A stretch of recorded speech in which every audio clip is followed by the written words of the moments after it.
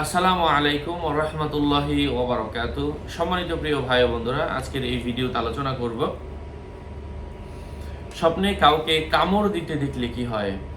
আল্লামা ইমাম ইবনে সিরিনের খাব নামক গ্রন্থ, সাথে যুক্ত আছি আমি মুফতি জুবাইর ইমাম। আলোচনা বসতে সাথেই থাকবেন। এখনও যারা চ্যানেলটি সাবস্ক্রাইব করেননি, সাবস্ক্রাইব করতে ভুলবেন না। প্রত্যেক ভিডিওতেই বলি, ভেরিফাই চ্যানেলের ডিসক্রিপশন বক্সে ক্লিক করলে পেজ এবং আইডি আসবে।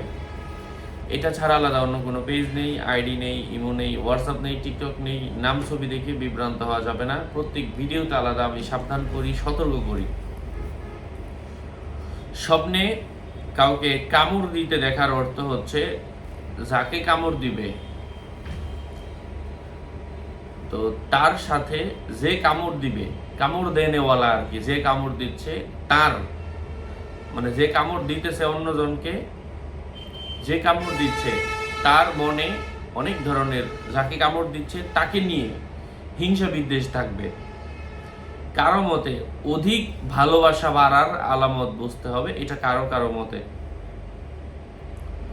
কামড়ানোটা মানুষকেও হতে পারে বা অন্য কিছুকেও হতে পারে।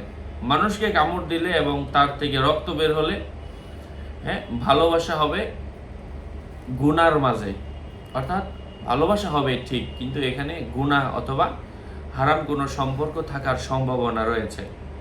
কোনো মানুষ যদি খামসি দিতে দেখে, এর অর্থ হচ্ছে সে নিজে তার কাঙ্ক্ষিত বস্তু অর্জন করবে, কাঙ্ক্ষিত বস্তু অর্জনের পূর্বাভাস বুঝিয়ে থাকে। যদি কারো নিতম্বে খামসি দিতে দেখে, স্ত্রীর সঙ্গে খেয়ানত করার আলামত বুঝতে হবে। পেটে খামসি দিতে দেখে খনিজ সম্পদের প্রতি লোভ হবে। হাতে খামসি দিতে দেখলে বোনদের সম্পদে লোভ করবে, এমন কিছু বোঝায়।